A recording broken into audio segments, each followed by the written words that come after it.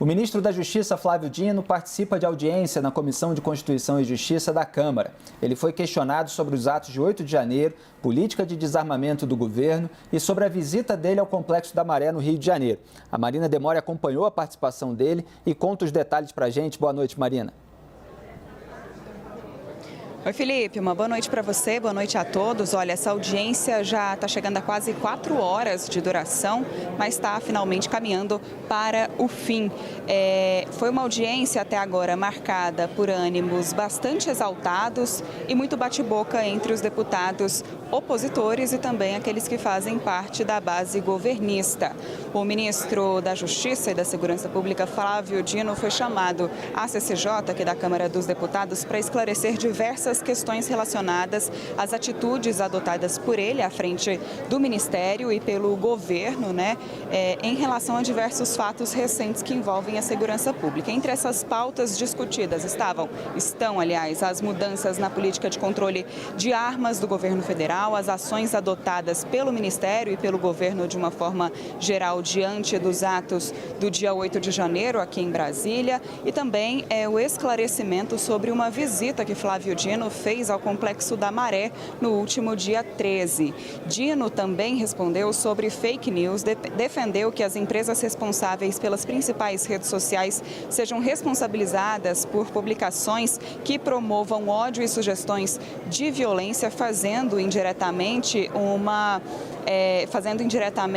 referência ao caso da professora que foi morta ontem numa escola de São Paulo por um aluno de 13 anos. Lembrando que Dino também foi o primeiro ministro do governo Lula a participar de uma audiência num colegiado na casa. Essa reunião esteve bem perto de ser suspensa por diversas vezes, justamente por conta das discussões que estavam bastante acaloradas, principalmente bem no comecinho dessa audiência. Numa dessas vezes, o ministro chegou a ser interrompido quando falava sobre a visita que fez ao Complexo da Maré, que foi um dos temas mais polêmicos da tarde. Parlamentares o acusaram de censura por ter acionado o Supremo Tribunal Federal por fake news diante dessa agenda e Dino rebateu as acusações. Vamos acompanhar então um trecho do que disse Flávio Dino durante essa audiência que se estende até agora. Sobre a questão de ir ou não ir à Maré. Deputado, eu não sei de onde tiraram o desvario que não tinha escolta policial. Não sei de onde tiraram isso. Porque é empírico. É empírico. Você abre o vídeo e você vê o quê? Policiais. Olha que coisa impressionante. Não havia escolta policial, mas havia policiais. Fazendo o quê? Eles tinham ido fazer uma visita. Não, eles estavam fazendo escolta policial. E informa o senhor que, atendendo ao nosso ofício, a Polícia Militar do Rio de Janeiro, a quem eu agradeço, o Corpo de Bombeiros, a quem eu agradeço, todas as polícias fizeram aquilo que a lei manda. Então, é mentira, o senhor pode ter certeza disso, que não havia escolta policial, basta ver o vídeo. Muito bem, o ministro da Justiça e Segurança Pública, Flávio Dino, está falando nesse momento, nessa comissão. Vamos ouvir um pouquinho do que ele está falando agora. Pode ser preso na instrução, pode ser preso com a condenação em primeira instância, pode ser preso na segunda instância, pode ser preso após a segunda instância e pode ser preso após o trânsito julgado. Eu sei que o senhor sabe, mas eu tenho que responder a sua pergunta, já que o senhor me perguntou. Eu gostaria que o senhor... Presidente, está atrapalhando a resposta do ministro.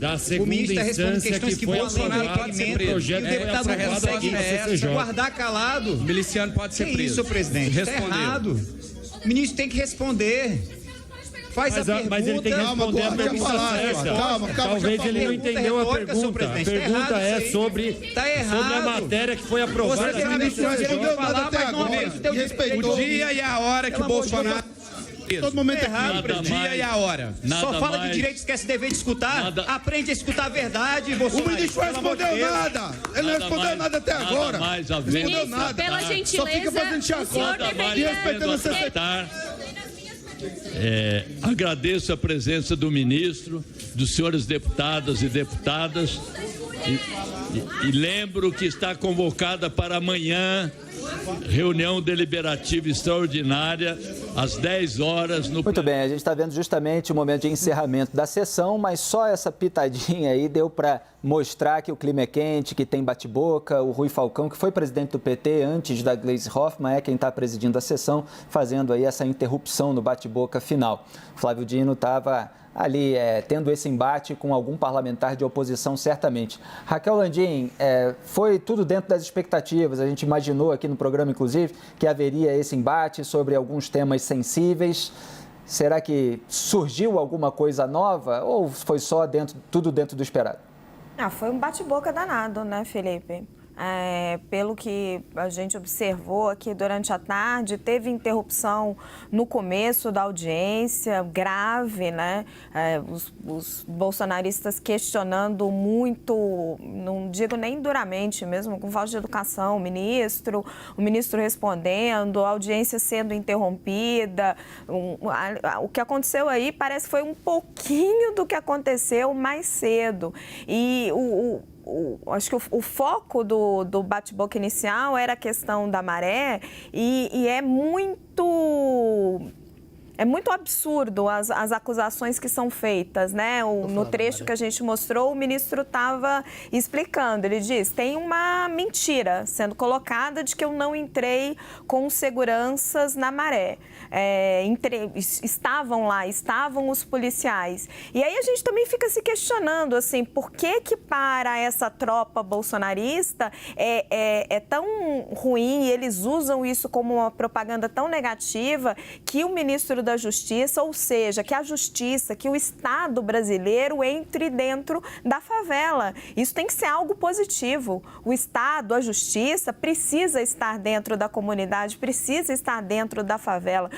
Um dos grandes problemas de segurança pública do Brasil hoje é porque é exatamente o contrário, né? O Estado não consegue subir o morro. Então, assim, que ele tenha feito este movimento e que ele tenha conseguido fazer isso é ótimo. E não se cria toda essa vilanização para dizer que o governo Lula está envolvido com um crime organizado, para montar toda essa narrativa. Então, assim, realmente foi um show de horror essa audiência hoje. Renato, queria comentar sobre a visita do Flávio Dino ao Complexo da Maré no Rio de Janeiro. Quem me conhece um pouco mais sabe que há mais de 2 décadas eu estudo a população de baixa renda no Brasil. Eu tenho livro publicado sobre a realidade das favelas brasileiras. Quem teve a oportunidade de acompanhar a CNN durante o final de semana viu a ação nossa em conjunto, nossa do Data Favela, da Central Única das Favelas, junto com o IBGE, para garantir que a favela não fique fora do mapa, que seja recenseada, que não tenha um morador a menos de favela que deixe de dar os seus dados para o IBGE. Tivemos uma ministra de Estado, a Simone Tebet, que foi na favela de Heliópolis aqui para garantir isso. O que nós estamos vendo por conta desses deputados bolsonaristas é uma criminalização dos mais pobres do Brasil. É aumentar o estigma da sociedade brasileira de que quem mora na favela é bandido. Não é. A grande maioria dos moradores de favela são trabalhadores como os brasileiros. É bem possível que no círculo próximo desses deputados que tentam estigmatizar a favela tenham muito mais bandidos do que na favela da Maré. Nós temos que tomar muito cuidado com isso. Muito cuidado de falar que quem está na favela é bandido, de construir narrativas mentirosas com relação a isso. O Brasil tem quase 18 milhões de moradores de favela. A favela, que é a concentração geográfica das desigualdades brasileiras, onde a favela é formada majoritariamente por negros e os negros ganham menos do que os brancos. Tem a maioria dos lares chefiados por mulheres e as mulheres, mesmo estudando mais, ganham menos do que os homens. Tem trabalhadores que têm que mentir o lugar onde moram para conseguir passar numa entrevista de emprego por conta de ações como a desses deputados que aumentam o preconceito da sociedade brasileira contra as favelas. Diga, Clarissa. Estou vendo que você está querendo entrar no assunto. Olha, eu tenho uma visão muito clara aí para mim de que o que a oposição procura fazer nesse momento, principalmente com essa audiência, é um pouco do que se pretendia quando esses grupos estavam articulando uma CPI dos atos golpistas, por exemplo. A oposição está buscando um palanque dentro do Congresso Nacional. Eles querem fazer esse tipo de carnaval. Então, a oportunidade de estar frente a frente com o ministro de Estado, seja para proliferar fake news, seja para dizer, olha, tentar criminalizar a atuação do governo brasileiro de alguma forma. Existe uma articulação sendo gestada dentro da oposição que tem o objetivo de fazer um movimento nessa direção, ou seja, sim, somos pequenos, mas barulhentos. Isso palavras de um líder bolsonarista no Congresso Nacional, um líder importante. Vamos ser pequenos, mas vamos ser muito barulhentos.